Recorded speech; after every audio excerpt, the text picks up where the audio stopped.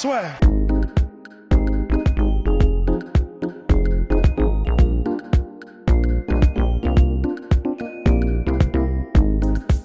Bonjour à toutes et à tous, bienvenue au podcast La Sueur. Rust n'en peut plus.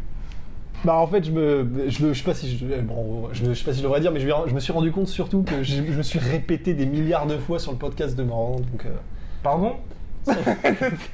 Bref, avant de parler de Nate Diaz, parce que c'est l'objet du jour, on va petit point sur la soirée La Sueur, Nuit Blanche La Sueur, il y aura Mansour Barnaoui, il y aura Morgan Charrière, il y aura plein d'autres combattants, il y aura aussi Top Organisation Européenne et d'autres choses dont on ne peut pas vous parler pour le moment. En tout cas, pouf, vous avez le visuel ici, dans la description, pour participer. Pour 40 €, vous avez le buffet illimité de 22h à minuit, une consommation, et bah, bien sûr, participer à... Enfin, vous avez accès à tous les matchs, tous ces trucs-là, de 22h à 6h du matin. Et bien, toutes les animations La Sueur, et les choses qui vont arriver. Bien, les choses. Les choses, et oui, tout à fait, les choses. Il va y avoir des choses. Parce qu'il va y avoir des choses. Voilà, c'est à Paris, c'est au Belouizdad.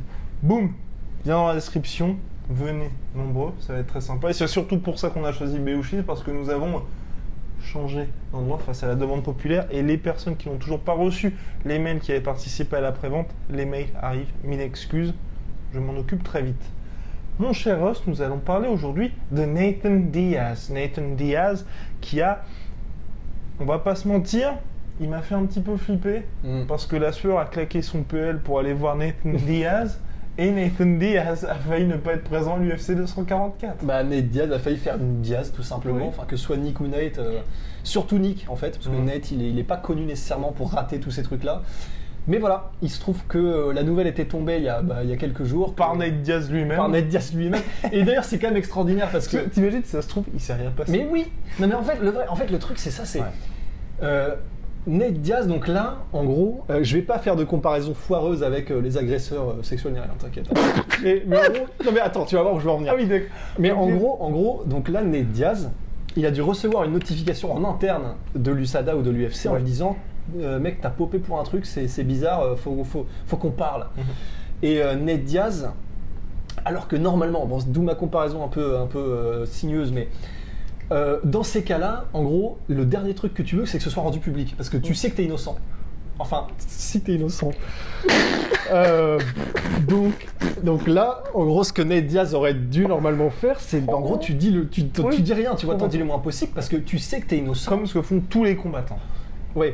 Voilà. Et là, le problème, c'est que du coup, Nate Diaz, il a dit non, allez vous faire foutre, j'ai rien à me reprocher, et je vais le dire à tout le monde que j'ai rien à me reprocher, parce et que je ne le vais sais. pas faire comme tous les autres qui attendent l'après-combat.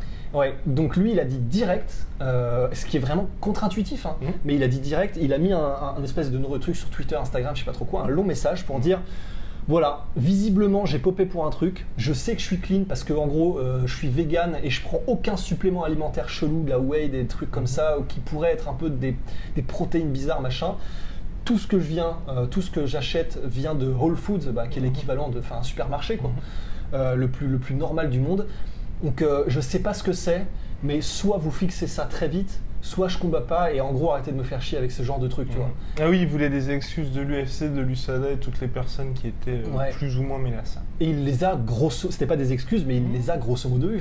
L'UFC a fait un communiqué, Dana White a dit j'ai toujours su que Nate Diaz... Oui, parce qu'entre temps, voilà, donc il a jamais été, c'est aussi ça qui est intéressant Rust, c'est que comme ça a été le premier à l'annoncer, il a jamais été officiellement suspendu par l'USADA ou officiellement, on va dire, retiré de la carte. C'est ça qui était impressionnant, c'est qu'en fait, il y a eu 36 heures de flou parce que lui s'était retiré de la carte alors que personne n'avait rien dit. Donc, entre l'USADA, tout le monde était en train de se regarder. Tout le monde était en PLS, quoi. Et finalement, ce qui s'est passé, donc, c'est que en 2-2, l'USADA et des experts indépendants ont bien évidemment réussi à trouver d'où venait la substance qui était interdite. Et Rose va vous conter un petit peu cette histoire. Ouais, alors j'ai regardé le nom juste avant pour pas le perdre. Je crois que c'est du Lisandrol. Enfin, de toute façon, j'y connais rien. Mais en gros, c'est. T'en prends assez souvent. Ah bah tout le temps, ouais. Mais justement, parce qu'en fait, tu pourrais visiblement, parce que d'où venait la substance, en fait, alors c'est un petit peu, alors on va se faire tailler, je le sais. Et là, vous allez nous sauter dessus. C'est comme Yoel Romero, en fait. C'est-à-dire que c'était des suppléments teintés. C'est-à-dire qu'en fait, Mais alors Romero, de toute façon, il a gagné son procès, donc vous pouvez dire ce que vous voulez. La loi lui a donné raison, et quand il a été suspendu, c'était seulement pour 6 mois. Donc là aussi, l'USADA avait laissé le temps à Yoel Romero de se défendre, et 6 mois, c'était la même chose pour Chris Cyborg. Enfin, quand c'est 6 mois, c'est à chaque fois que ce sont pour des compléments alimentaires qui sont tainted, contaminés. Contaminés, ouais, il y a une empreinte. C'est-à-dire que c'est pas eux qui se sont dopés consciemment, ils ont utilisé des produits alimentaires sur lesquels soit c'était pas marqué dans tous les ingrédients, soit c'était marqué mais ils l'ont pas vu. Mais il y avait généralement c'est qu'en gros il y a des traces. Oui, c'est dedans. parce que l'entreprise qui fait les produits fait ça et peu regardante sont faits au fin fond de la Chine par des mecs qui font par ailleurs des trucs très très sombres et ils gardent grosso modo les mêmes plats sans les nettoyer. Voilà, grosso modo c'est ça l'idée. Donc il y a des traces dedans, en gros, que tu peux pas prévoir, tu peux pas les anticiper, et tu peux encore moins, même si tu as la liste là comme ça, noir sur blanc, des produits prohibés par l'UFC que tu n'as pas le droit de prendre, tu peux pas être sûr à 100% qu'il n'y en a pas. Et généralement la suspension de 6 mois est pour négligence finalement, plus que vous vous êtes dopé consciemment. Ouais, et encore ça, on n'en parlera peut-être pas, c'est un autre problème, mais c'est vraiment... Franchement, je commence à en avoir un petit peu marre parce que je comprends que l'UFC veut que ce soit très clean, je comprends que l'USADA veuille vraiment du sérieux, etc. Mais il y a tellement de combattants qui ont perdu des mois précieux de leur carrière et de leur gagne-pain pour des bêtises qui se sont avérées être des bêtises ensuite, qu'il y a quelque chose dans le process qui pour moi me semble un petit peu foireux. Il y a quelque chose de moisi dans l'état de Danemark, tu vois.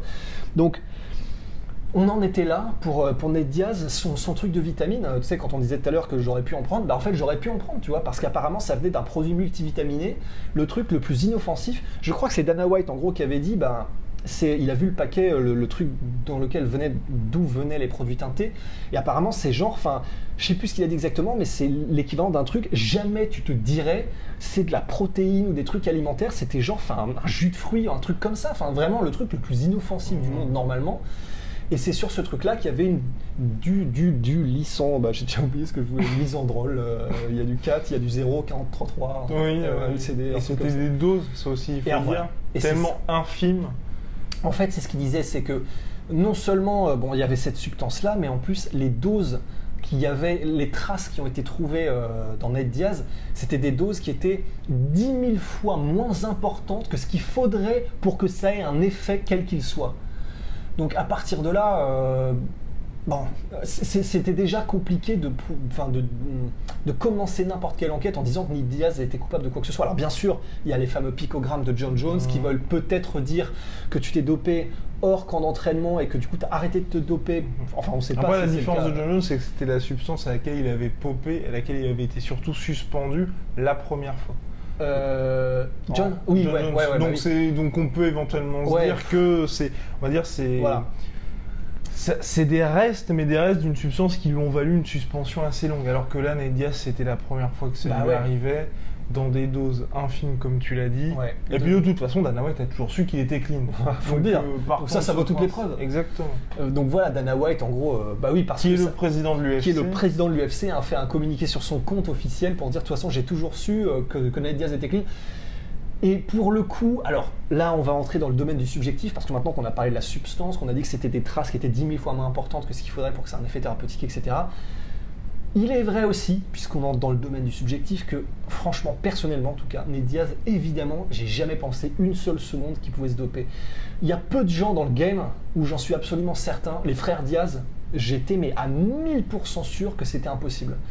Les mecs, littéralement, ils ont peut-être le mode de vie et l'alimentation la plus saine mais de tous les combattants de MMA actuels, vraiment, parce qu'ils ont fait de la nutrition une science. Ils font très très très attention à ce qu'ils mangent, à la provenance de leurs produits, à comment ils l'ingèrent et comment est-ce que leur corps le digère, etc. Ils sont vraiment en pointe là-dessus. Et en plus, ils ont toujours... Alors ça veut rien dire, je ne sais plus quel combattant actuel, là récemment, je crois que c'était John Fitch justement, qui a toujours été... Attends, c'est John Fitch? Ouais, c'est ça. Qui avait toujours été vraiment contre le dopage, qui avait toujours dit dans son combat contre Georges Saint-Pierre, mais moi je déteste les dopés, c'est pas possible. Et il se trouve qu'il a popé. Et en gros, lui c'était conscient, il l'a avoué qu'il l'avait fait consciemment parce que en gros, il sentait que son corps commençait à partir, il avait besoin de certitude, machin. Nate Diaz l'a toujours dit, Nick Diaz aussi, mais eux, quand en plus c'est additionné de ce mode de vie, tu y crois vraiment. Enfin, ils sont tout ce qui est à partir de... Bon, on va pas citer la weed, parce qu'en gros, bon, clairement, là, les mecs sont à fond dans le game de la marijuana, tout ça, mais même à partir de ça, ils sont très férus de... En gros, c'est ça de la parapharmacie ou des méthodes alternatives pour se soigner, pour quoi que ce soit, pour n'importe quel mal, par les plantes ou quoi que ce soit. Donc, ils sont vraiment dans ce délire-là. Donc, Nate Diaz et puis tous les Ironman qui font aussi triathlon, ils sont aussi testés. Enfin, dans tous les cas, c'est des gars qui sont vraiment, on va dire, habitués à ça. Et comme tu l'as dit, certes, Nate Diaz n'avait pas combattu de 2016 à 2019, mais il s'entraînait toujours au quotidien, il faisait toujours ses triathlons. Donc c'est quelqu'un, on va dire, qui a l'habitude de ça, et l'habitude des méthodes, aussi bien de l'USADA que d'autres agences antidopage. Donc franchement, c'est vrai que... Ça aurait été trop étrange. Après... Voilà, tu vois, c'était marrant parce que la réaction à tout ce capharnaüm là, ça a été sur Twitter, il y a pas mal de combattants qui ont eu des problèmes avec l'USADA et qui ont considéré qu'ils n'avaient rien à se reprocher, qui ont vraiment commencé à gueuler en disant... C'était la même chose avec John Jones d'ailleurs. John Jones qui en a rajouté lui des couches. Mais en gros, c'est vrai que... On peut dire qu'il y a peut-être un traitement de faveur au niveau en tout cas de la vitesse à laquelle le dossier a été traité. En même temps, on a été dans une situation très critique. Si Nate Diaz avait été suspendu, là, il n'y avait pas de ceinture, pas de Dwayne Johnson et pas de main event tout simplement parce que Leon Edwards ne pouvait pas venir, Kamaru Usman ne pouvait pas venir non plus même s'il avait dit le contraire. Bon, il restait Conor McGregor, mais autant vous dire que là, il est tranquillement en Russie. Donc, ça aurait été impossible pour l'UFC. En une semaine, là, de réussir à trouver quelqu'un, à part Max Holloway, peut-être. Ouais, grave. Max Holloway, je pense qu'il serait venu, mais sinon, ça aurait été quasi impossible. Donc, vraiment, l'UFC, je pense qu'ils ont aussi mis un petit coup de pression à tout le monde en mode les gars, là, faut quand même qu'on sauve cette carte. Et c'est vrai que si tu prends les choses avec beaucoup de recul, on peut aussi se dire c'est dégueulasse. Parce qu'on a des gars comme Neil Magny qui ont 6 mois de préavis, Tom Lawlor, des mecs comme ça, qui ont vraiment un gros préavis où ils sont obligés de mettre leur carrière en mode pause pour que tout ça pour que tout soit séparé et qu'on puisse un petit peu voir ce qui se passe. Il y a même, je crois que c'est Josh Barnett. Bon, alors Josh Barnett, c'est un cas un peu spécial parce que lui, il s'est vraiment dopé pour le coup à un moment donné et il a été suspendu, je crois que c'était par l'UFC et par un cas qui était un peu similaire. Donc sur ce cas-là, en tout cas, Josh Barnett disait, pareil, on se fait enfler. Là, tant mieux pour Nate, ils étaient tous contents parce que tout le monde adore Nate Diaz de toute façon, mais clairement, c'est un peu à la mode McGregor quand il a des soucis avec la justice judiciaire, pardon. Là, c'est clair qu'il y avait un traitement de faveur et c'est à la limite ça, malgré tout, parce qu'il faut quand même qu'il y ait certaines limites sur lesquelles on aurait pu gueuler, même si je suis très content que ce soit arrivé malgré tout, je dois l'avouer, tu vois. Donc c'est une affaire vraiment super intéressante. Après, ce qu'on peut regretter, on peut pas forcément regretter ça, mais ce qui est intéressant, et c'est là le sujet dans le titre du podcast, c'est que Nate Diaz ait mis la lumière là-dessus. Parce que la plupart du temps à l'UFC, ça se passe, mais personne n'est au courant. On aurait juste appris, par exemple, dans 6 mois, 1 an et demi, tiens, Nate Diaz a failli ne pas combattre à l'UFC 244 et ça serait devenu la petite anecdote que un journaliste vous ressort 2-3 ans après. Parce que généralement, en fait, justement, l'UFC, l'USADA et le combattant s'assoient autour d'une table, ils discutent et puis ils arrivent à trouver un arrangement. Soit il est suspendu, soit la suspension est annoncée ou le contrôle est annoncé après le combat, comme ce qui était arrivé à John Jones puisqu'il avait été contrôlé avant le combat contre Daniel Cormier. Il avait fait le combat et ensuite l'UFC avait annoncé le contrôle positif 2-3 semaines après. Bref, ça permet, on va dire, de sauver l'événement. Et si le combattant est dans le cas de Nate Diaz, à savoir qu'il ne s'est pas dopé, finalement, vous avez le temps de gérer tranquillement la chose et de faire en sorte que tout se passe bien. Là, ça a créé un énorme raz-de-marée médiatique avec tout le monde vraiment qui a serré les fesses pendant 36 heures. Parce qu'entre les médias US qui commençaient à se dire ok, la plus grosse carte de l'année, là, c'est hyper compliqué.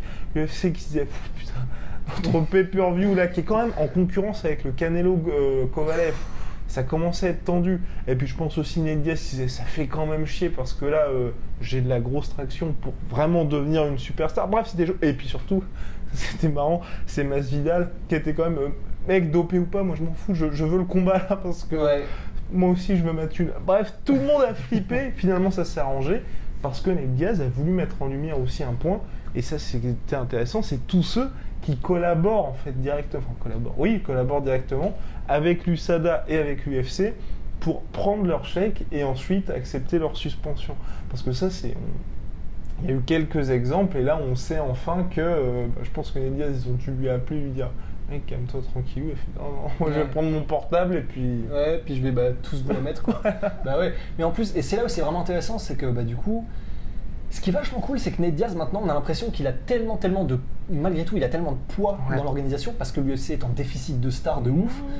Et puis qui peut se permettre de prendre tranquillement 3 ans de pause et en revenant sans avoir l'impression de dire tu sais l'UFC t'a mis un petit coup derrière l'oreille en mode allez tiens et tu prends que ça et tu la fermes. Non, il y a qu'un mec comme Ned Diaz qui peut. Et ce qui est vachement intéressant, c'est qu'en fait, on a cette impression maintenant, en tout cas j'ai cette impression que quoi qu'il fasse, de toute façon, maintenant il a un tel poids que l'UFC peut pas l'écarter et le rendre silencieux. Donc quoi qu'il fasse, et là c'est le parfait exemple, même si ça va complètement à l'encontre des des processus de l'UFC normaux, eh ben, il a tellement de poids que de toute façon, il arrive à transformer ça en « je serai encore plus gros quoi qu'il arrive ». Parce qu'après cet event, ça fait un raz-de-marée médiatique, tu l'as dit, donc c'est encore plus gros, ça donne encore plus de lumière sur l'événement. Maintenant, quoi qu'il fasse, il devient, c'est de plus en plus gros à chaque fois. C'est assez incroyable. C'est vraiment stylé. Putain, là, j'ai un truc qui va pas là. C'est pour ça. T'as peut-être le temps de la perche, non, c'est vraiment stylé, c'est fascinant, c'est incroyable, exceptionnel. Oui, non, mais comme tu l'as dit, c'est passionnant avec Ned Diaz parce qu'il voulait aussi, là on va revenir au début, il voulait ce combat contre Masvidal. L'UFC n'en voulait pas. Finalement, les gens commençaient à en parler.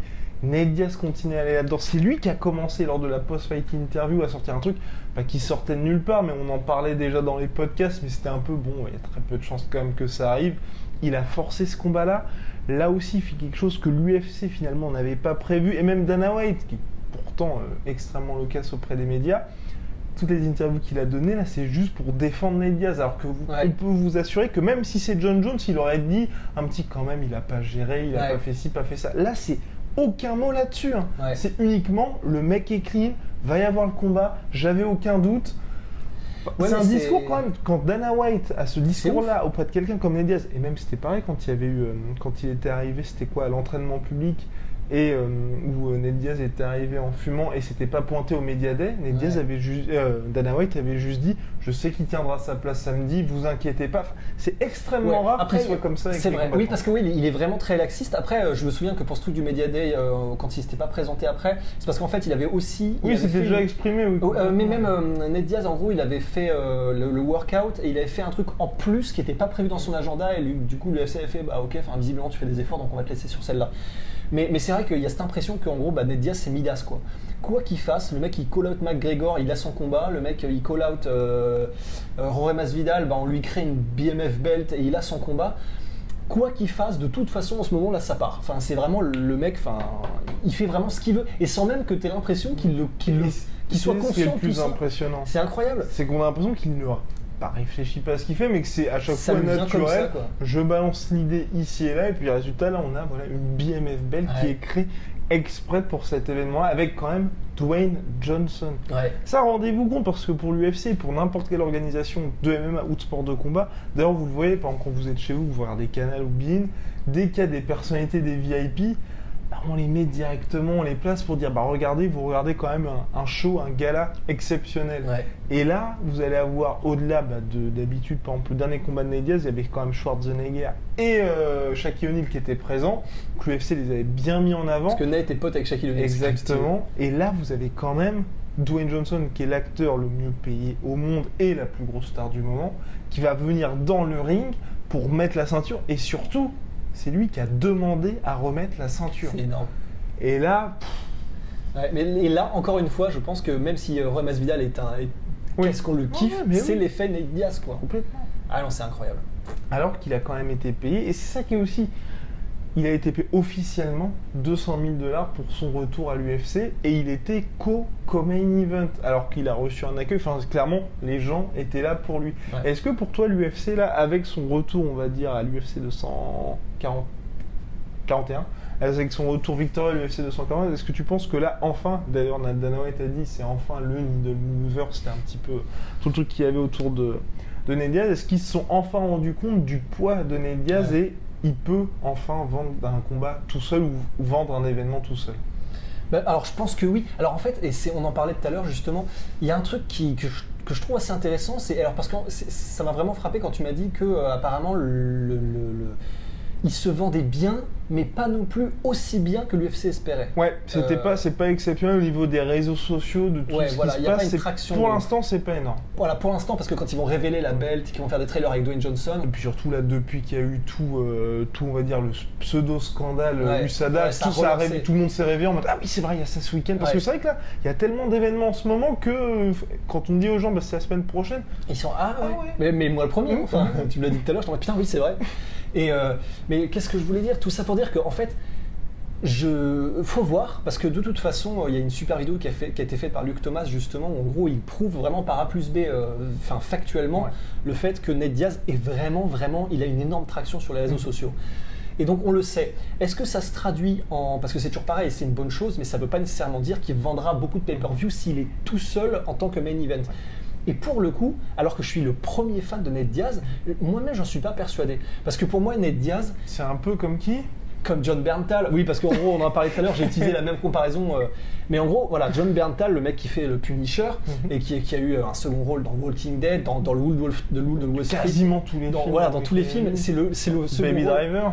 Baby Driver, c'est le second rôle le plus stylé de tous les temps. On surkiffe John Berntal. D'ailleurs, s'il veut venir dans le podcast, c'est quand on sait qu'il nous regarde. Ouais. Mais vraiment, alors, et pour moi, même si j'adore cet acteur, quand je le vois tout seul, quand je le vois, tu vois, tout seul, vraiment, qui partage la non, du coup, il est tout seul. Je suis fatigué, je suis désolé. Premier rôle. Eh ben, ça m'intéresse. C'est bizarre, mais ça m'intéresse pas autant. Pour moi, c'est le second rôle parfait. C'est vraiment le wingman, c'est le mec qui te supporte parfaitement. Et ben, Nate Diaz, j'ai un peu cette impression-là aussi. C'est le mec qui, s'il est sur la carte, alors là, ça me donnait envie, mais alors 1 milliard de fois plus de la mater. Mais si c'est lui qui est le main event et vraiment sur une carte aussi énorme, j'ai presque une impression étrange et que j'arriverai même pas à mettre des mots dessus. Mais que voilà, il n'y a pas une traction comme j'ai une traction quand il y a Conor ou quand il y a n'importe qui est vraiment un champion, tu vois. Donc surtout je sais pas. La carte, mine de rien, on va pas dire qu'il n'est pas aidé spécifiquement, mais pour l'instant l'UFC met le paquet sur ce côté BMF. Il y a Darren Till contre Gastelum, ils en parlent pas énormément alors que c'est un super combat. Et après, on va dire que ce sont des combats solides et c'est une des cartes les plus denses de l'année. Très dense. Mais c'est pas non plus des combats qui je me mets à votre place, me donne envie de me lever à 2h du matin pour commencer à regarder une carte. Parce que par exemple, Johnny Walker, Corey Anderson, on a envie de le regarder, c'est la folie, mais voilà, c'est pas suffisamment des stars. Pour l'instant, c'est pas suffisamment des stars pour se lever à 2h du matin. Et surtout, l'UFC, pour l'instant, communique pas des masses autour de ces deux combats, enfin, de ces autres combats, parce qu'il y a aussi Wonderboy contre Luque qui va être hyper intéressant pour la catégorie welterweight, parce qu'il y a un des futurs contenders qui va arriver, parce qu'on en avait parlé là. Je sais plus il y a combien de temps, mais il a genre 6 victoires consécutives et là ça va être enfin son occasion de s'offrir un nom. Il y a Derrick Lewis contre Blagoy Ivanov. Là ça il commence un petit peu à faire la promo pour Derrick Lewis. Et il y a Kevin Lee contre Gillespie. Et là ça va être passionnant parce que franchement elle est énorme cette carte. Elle est superbe cette mais carte. Elle manque de star power. Exactement. Et pour Nate Diaz, pour moi il aurait fallu un co-main event très solide du type, enfin ça ne peut pas arriver cette année, mais tu vois tu mettais en co-main et vraiment pour avoir ce côté là. La carte, tu vois, Madison Square Garden, Champagne, Francis Ngannou contre Anthony Johnson. Tu sais, t'avais vraiment ce côté en mode cette année, on vous fait plaisir. Ah ouais. Et là, ça aurait été parfait. Parce que là, tu vois, pour moi, le Till Gastelum, il est bien, mais j'aurais mis en Coco Main. Ouais, je comprends. Je suis le premier fan de Team, mais je comprends. Parce que ça va être un petit peu, pas brutal, mais tu vois, je pense qu'on va vraiment sentir ok, c'était le co-main, bon bah c'était une belle carte. Là, on met le paquet. Voilà, on vient de voir Till se prendre un 3e KO. Ouais. Non, pardon. Mais par contre, ça, ce qui va être super, clairement, regardez le main event, parce qu'à mon avis, l'UFC, ils vont préparer quelque chose, ça va être digne de l'UFC 189 quand il y a eu Conor Chad Mendes, quelque chose d'unique. Ouais. Voilà, je pense qu'on a suffisamment hypé le truc. Ouais. RMC, on attend les royalties. Non, mais enfin, donc ce sera sur RMC Sport 4 à partir de je ne sais pas quelle heure, mais en tout cas, c'est sur RMC Sport 4. On vous prépare de belles choses pour l'UFC 244, n'est-ce pas, mon cher Rust ? Ouais. Mec, j'arrive plus à fonctionner. Il en peut plus. Il va être 2h du matin. À la prochaine. Merci pour l'accueil. Au revoir, Guillaume. Au revoir. Ouais. Soit.